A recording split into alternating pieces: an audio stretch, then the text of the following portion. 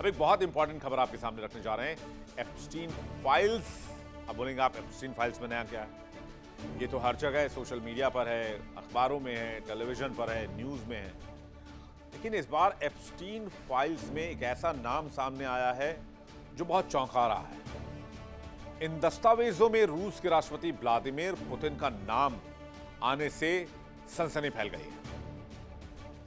अमेरिकी department of justice ने हाल ही में एप्स्टीन के 35 लाख से अधिक पेज के दस्तावेज जारी किए। कहते हैं इसमें पुतिन का जिक्र 100 से ज्यादा बार किया गया है।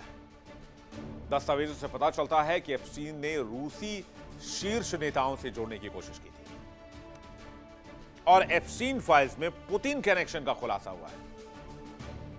अमेरिकी डीओजे यानी कि डिपार्टमेंट ऑफ जस्टिस ने 30 लाख से ज्यादा पन्नों के दस्तावेज, वीडियो और तस्वीरें जारी की। फाइलों में व्लादिमीर पुतिन का नाम कई बार है। रूस और रूसी अधिकारियों का तो हजारों बार जिक्र किया गया है। एप्स्टीन के रूस से जुड़े नेताओं से ईमेल और संपर्क मिले हैं, मॉस्को से रिश्ते मिले हैं, रूसी राजदूत से नियमित बातचीत के सबूत मिले हैं। जासूसी एंगल की आशंका तेज हो गई है, जांच भी तेज कर दी गई है। लेकिन पुतिन का नाम क्यों है? आइए जानते हैं इस खबर को। 2017 तक उसका मुख्य संपर्क यानी कि एप्स्टीन का रूस के यूएन एम्बेसडर विटाली चोरकिन थे। चोरकिन के मारे जाने के बाद एप्स्टीन ने नॉर्वे के राजनेता थॉर्बजॉर्न जैकलिन से संपर्क किया और उनके माध्यम से रूसी विदेश मंत्री सर्गेई लावरोव और पुतिन से मिलने की इच्छा जताई। एप्स्टीन ने 2014 में पुतिन के साथ एक बैठक तय होने का भी दावा किया था, लेकिन कहते हैं कि कभी उसकी पुतिन से मुलाकात हो नहीं पाई। वो पुतिन तक पहुंचना चाहता था। रूस में भी वो अमेरिका जैसा कुछ खेल करना चाहता था, लेकिन पुतिन तक पहुंचना इतना आसान नहीं होता।